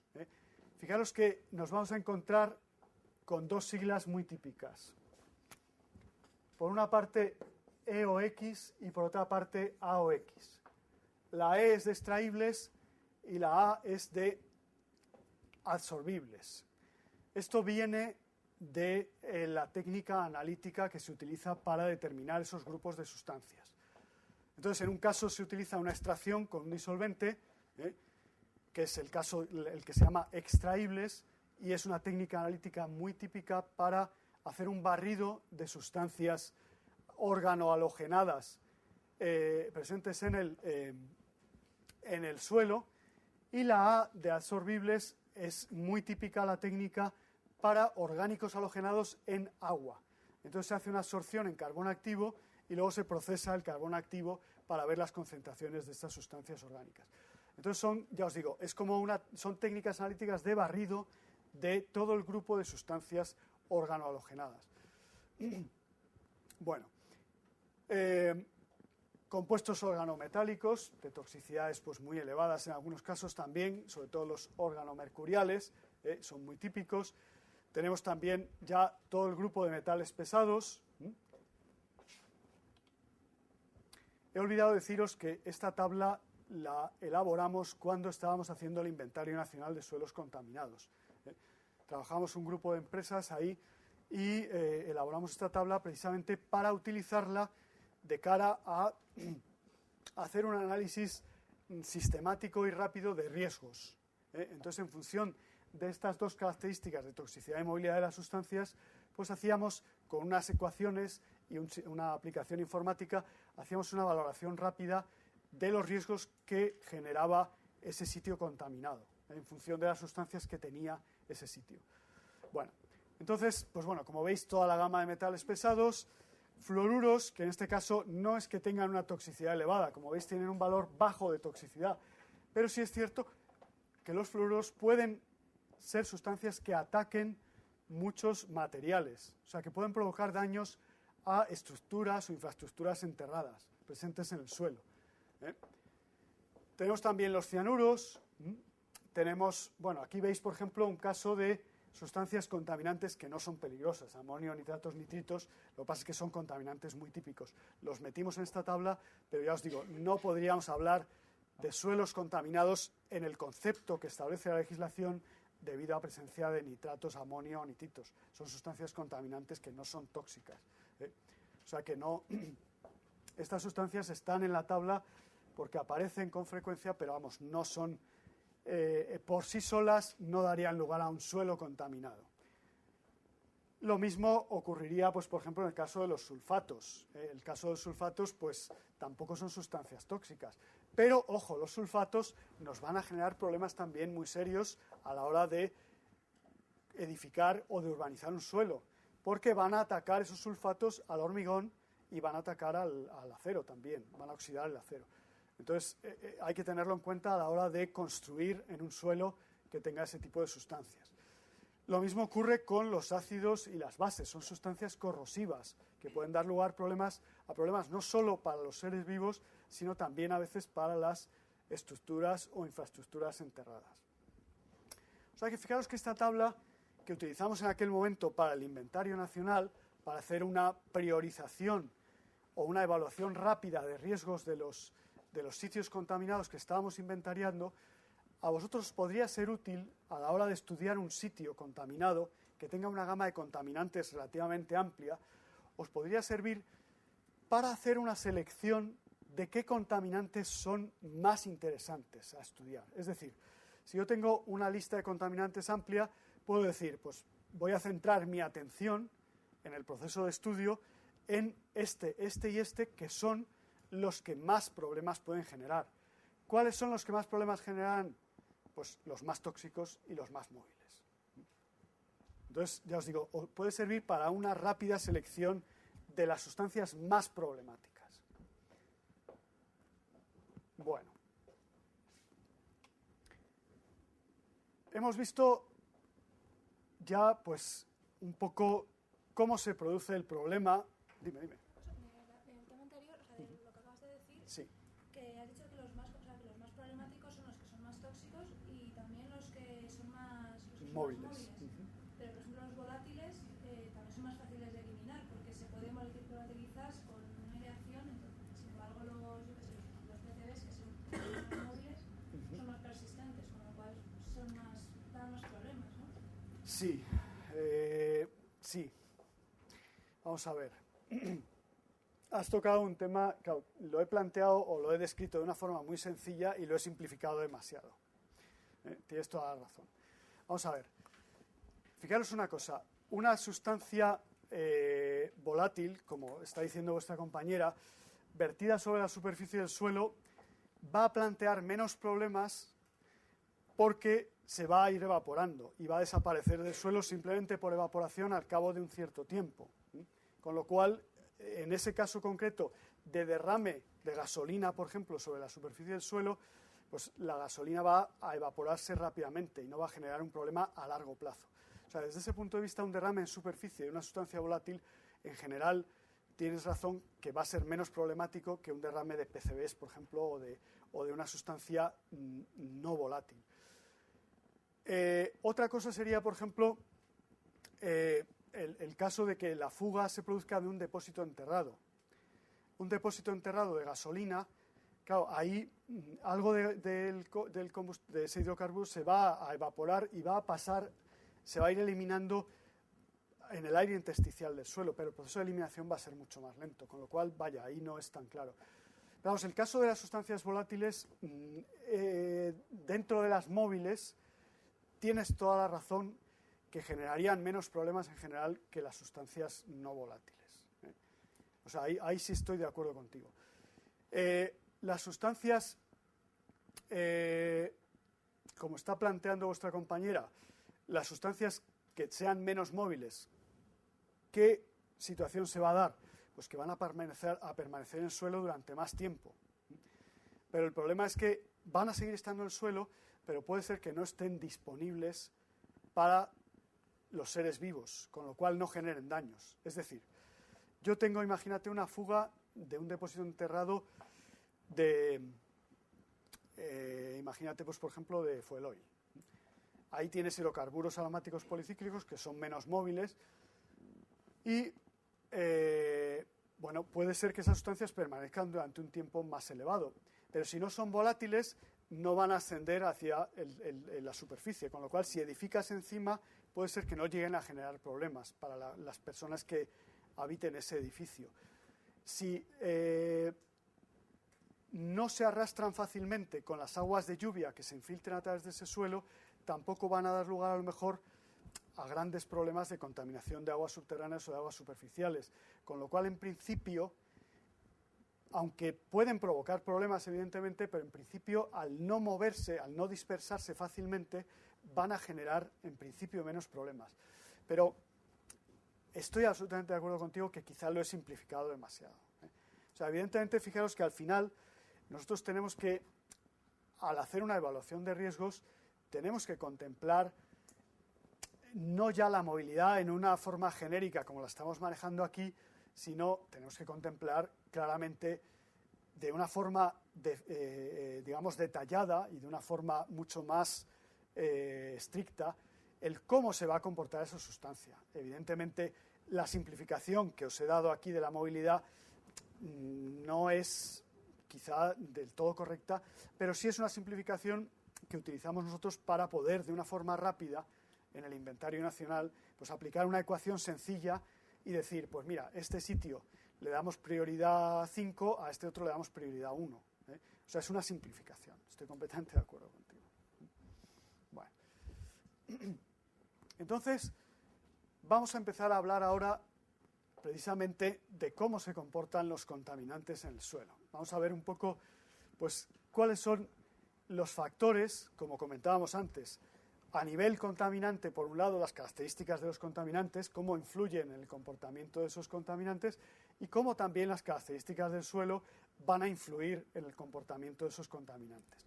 Os voy a mostrar unos esquemas con varios tipos de contaminantes diferentes para que veáis cómo las situaciones pueden ser tremendamente diferentes unas a otras.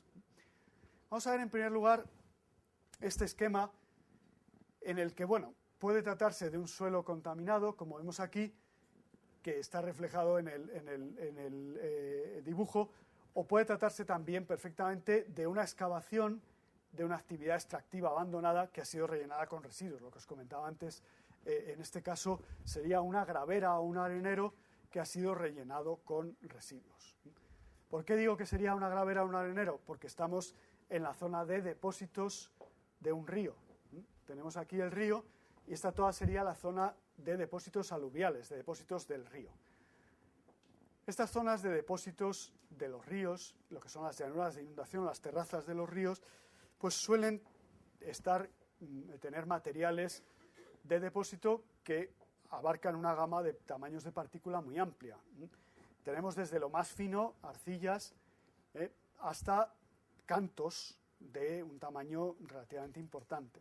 Entonces, fijaros que de una forma muy rápida os quiero comentar que, claro, la permeabilidad de esos materiales pues varía de una forma importantísima. Las arcillas, que son muy poco permeables, incluso si están muy compactadas, pueden ser totalmente impermeables, hasta esos cantos, pues pasando por limos, arenas, gravas y tal, pues la permeabilidad va aumentando según va aumentando el tamaño de partícula. Entonces, en estos materiales nos vamos a encontrar si hay microorganismos en el suelo. Si no hay microorganismos en el suelo, no se van a dar, bueno, salvo los asociados a raíces de las plantas. Pero vamos, en principio, cuando haya plantas va a haber microorganismos en el suelo también. En un suelo que no tuviera materia orgánica, que no tuviera microorganismos, puede que no haya prácticamente fenómenos biodegradativos. Y además, fijaros, si se trata de contaminantes tóxicos que impidan el desarrollo de los microorganismos, pues obviamente tampoco va a haber biodegradación. Con lo cual, pues claro, al final es lo que os decía, las características del suelo y las características de los contaminantes es lo que va a condicionar al final el comportamiento de esos contaminantes en el suelo. Bueno, entonces vamos a comentar ahora ya, resumiendo, hemos hablado un poquito así también, pero vamos a comentar los peligros o los posibles daños que pueden aparecer como consecuencia de la contaminación del suelo. Por una parte, nos vamos a encontrar con peligros toxicológicos para la salud humana, posibles daños a la salud humana. Por una parte, lesiones en la piel, por contacto con el suelo contaminado o con el agua contaminada, contacto de la piel que pueda causar lesiones dérmicas, ¿no? Por otra parte, hay posibilidad de intoxicación por penetración a través de la piel de esos contaminantes. Hay sustancias que penetran a través de la piel y pueden llegar a alcanzar el torrente sanguíneo, debido al contacto con el suelo o con el agua contaminada. Puede haber intoxicación por inhalación de aire contaminado, que tenga partículas de contaminantes o bien que tenga gases, o sea, de sustancias volátiles, de contaminantes volátiles. Y, lógicamente, puede haber intoxicación también por ingestión de agua, suelo o alimentos contaminados.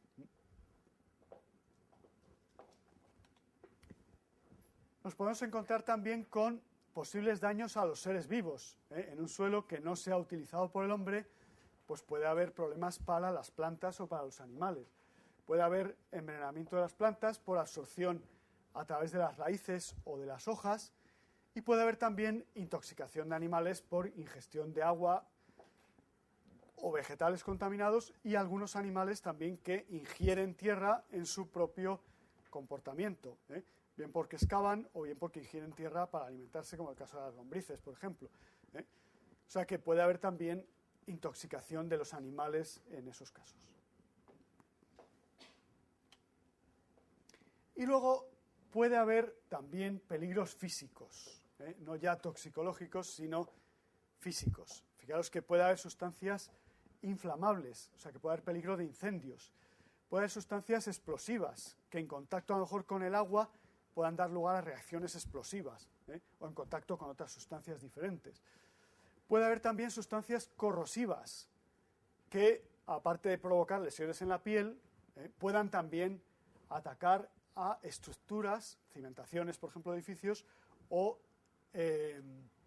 infraestructuras enterradas, por ejemplo, tuberías.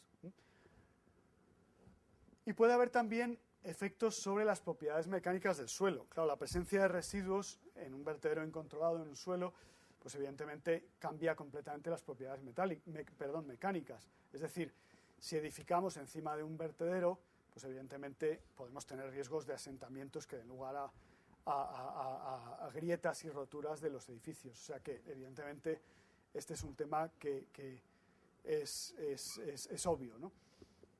Y luego, evidentemente, hemos estado comentando también en los esquemas anteriores, nos vamos a encontrar con la posible contaminación de otros compartimentos ambientales. El agua subterránea, el agua superficial, el aire, en algún caso sedimentos, en fin. O sea que la contaminación del suelo puede dar lugar a la contaminación secundaria, por así decirlo, de otros medios o de otros compartimentos ambientales. Bueno,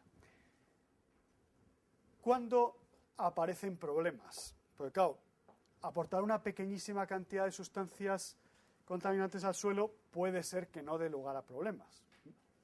Entonces, fijaros que, lo primero, normalmente suelen aparecer problemas si se libera una gran cantidad de contaminante al suelo en un momento dado. El caso, por ejemplo, de una rotura de una cisterna o de un depósito que dé lugar al derrame de todo su contenido.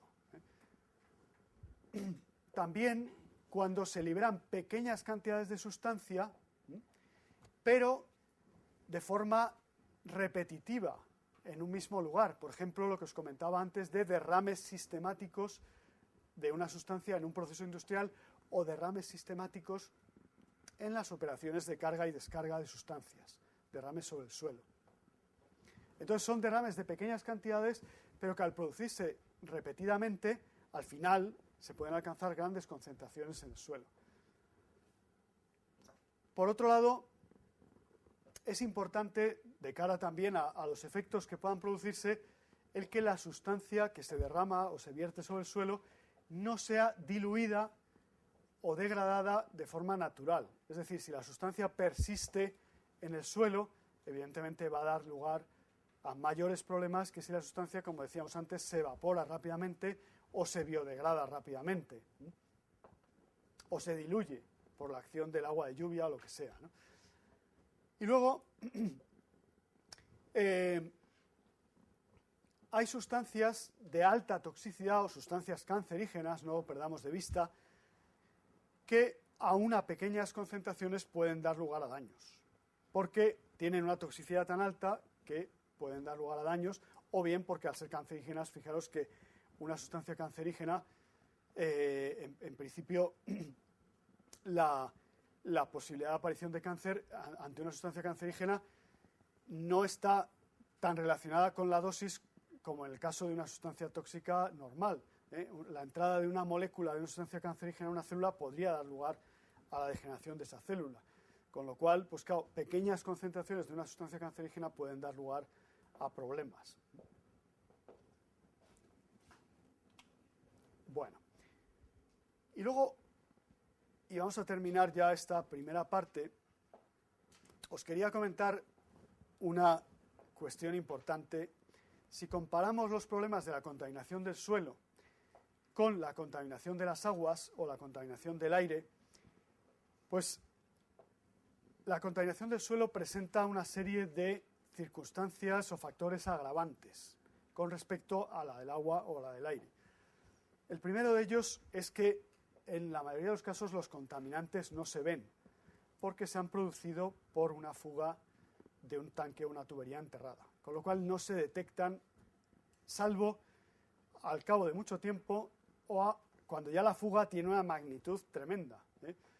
Pero claro, si la fuga es de pequeña entidad, pues puede ser que no se den cuenta de que el consumo va aumentando, no porque el consumo de la caldera sea mayor, sino porque es que se está fugando la sustancia. Pero claro, al cabo del tiempo, cuando ya la fuga es de una entidad importante, empiezan entonces a darse cuenta de que la caldera, ¿cómo puede consumir tanto? Es que no es que consuma tanto la caldera, es que se está fugando. Entonces, este es un primer problema. El primer agravante. El segundo agravante, pues es que aunque se ponga fin a esa fuga o a ese derrame o a ese vertido, los efectos de la contaminación en el suelo pueden persistir durante mucho tiempo. Fijaos que, claro, si yo ceso el vertido de aguas residuales a un río o ceso la emisión de humos a la atmósfera, la calidad del aire, en el segundo caso, y la calidad del agua en el primero, mejoran rápidamente, por un fenómeno de dilución simplemente. En el suelo, eso no ocurre.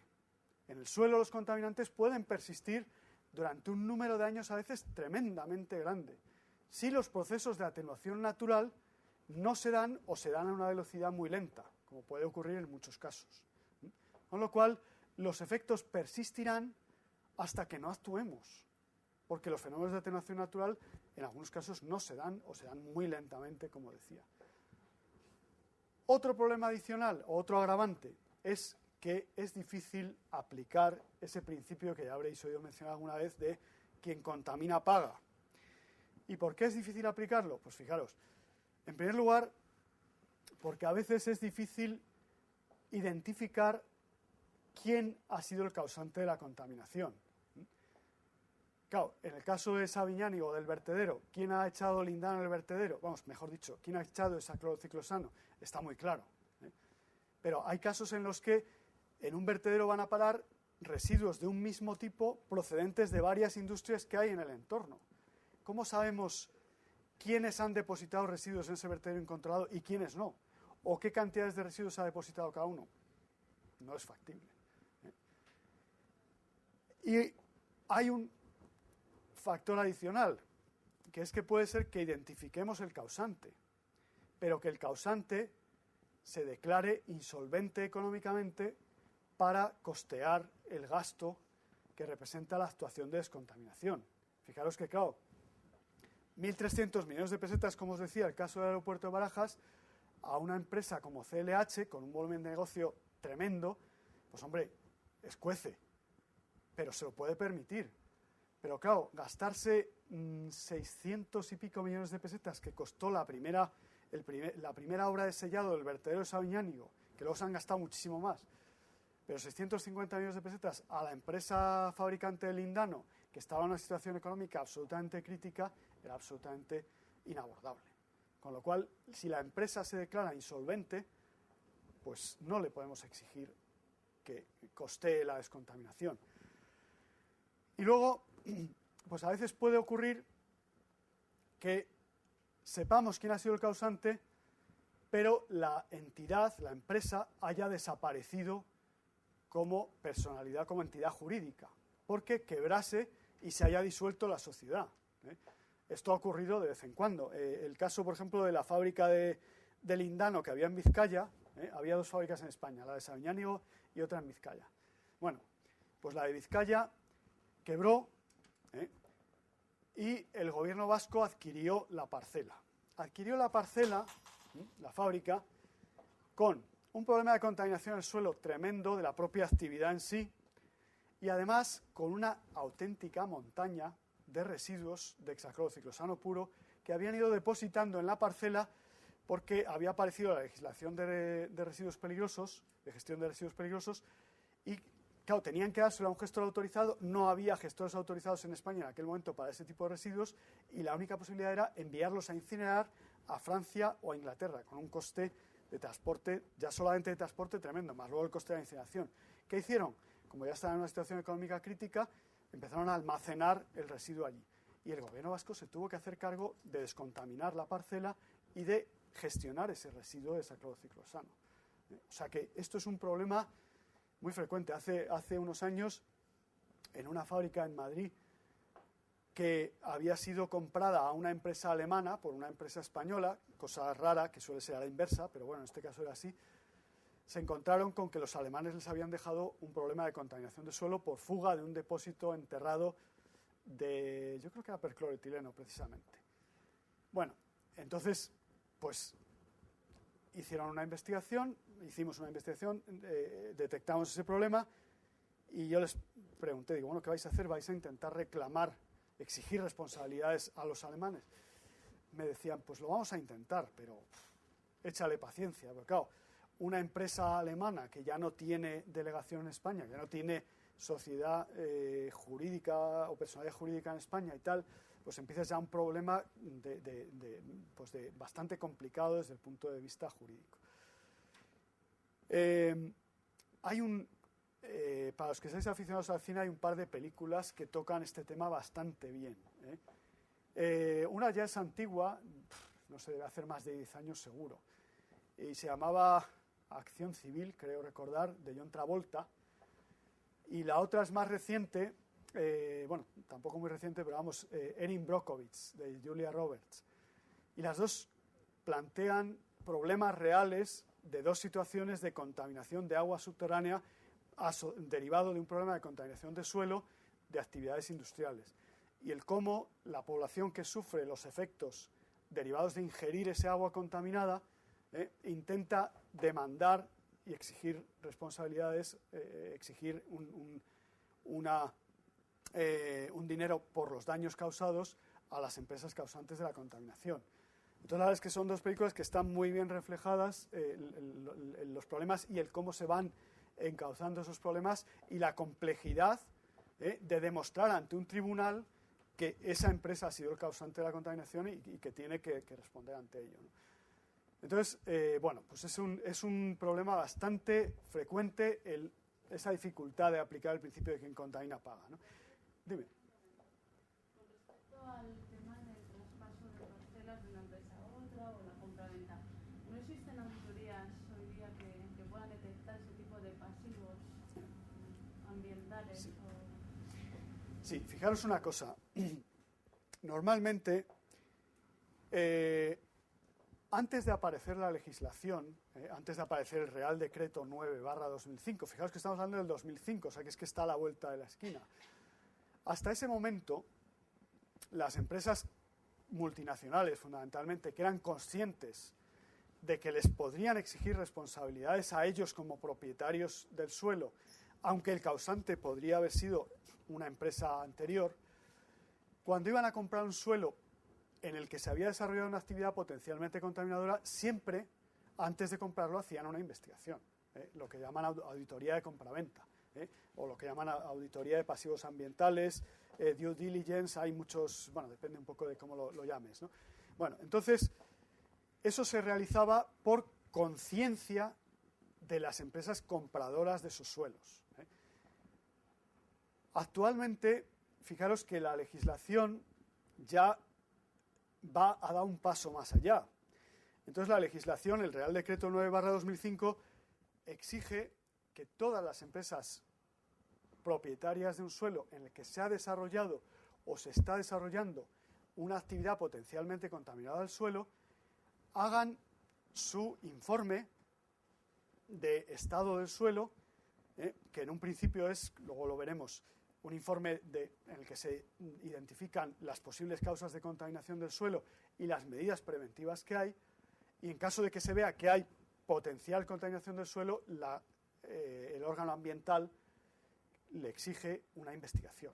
Se lo exige directamente por tener una actividad potencialmente contaminada del suelo y por a lo mejor no tener las medidas preventivas correspondientes. Entonces, fíjate que ahora ya esa investigación se realiza no porque vaya a haber una compraventa, sino simplemente porque la Administración, con la legislación en la mano, lo exige. Pero antes de aparecer esa legislación, era habitual el que, pues sobre todo, ya te digo, las empresas, pues sobre todo las multinacionales, tanto inmobiliarias, que iban a comprar un suelo industrial, como las empresas industriales que iban a comprar una empresa española que a lo mejor estaba en una situación económica difícil y que vendía sus instalaciones, pues se hacían auditorías de compraventa muy, muy frecuentemente. y en ese caso eran, pues ya te digo, simplemente porque se iba a producir esa transmisión. Ahora, pues es que la legislación ya lo exige directamente, independientemente de que vaya a haber esa transmisión o no.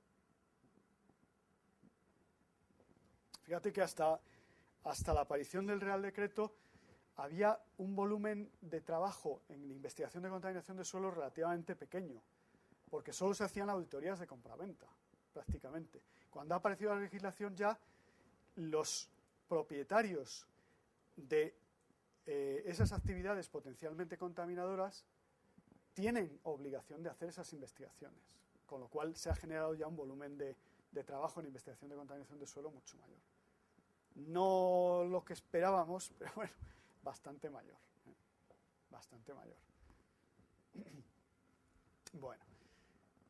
Y luego, lo último que os quería comentar en cuanto a estos agravantes es que los daños producidos por la presencia de esos contaminantes en el suelo, pues puede ser que no se detecten de forma inmediata.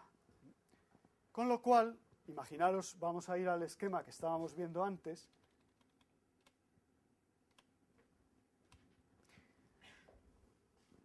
Los habitantes de esta vivienda pueden estar bebiendo agua contaminada, recibiendo una dosis de contaminante relativamente pequeña, que prácticamente esa dosis pequeña no les genera daños de forma inmediata, pero fijaos que al cabo de los años o los meses de estar bebiendo agua contaminada, empiezan a aparecer lesiones en el hígado, por ejemplo. Y el problema se detecta al cabo de meses o de años. O al cabo de años, como pasó en Erin Brockovich y en la otra, en la de Acción Civil, al cabo de los años empieza a aparecer unas estadísticas de aparición de cáncer, leucemias y tal, en ese municipio muy elevadas. ¿Y esto por qué es? Y detectan que es porque están bebiendo agua contaminada con sustancias cancerígenas.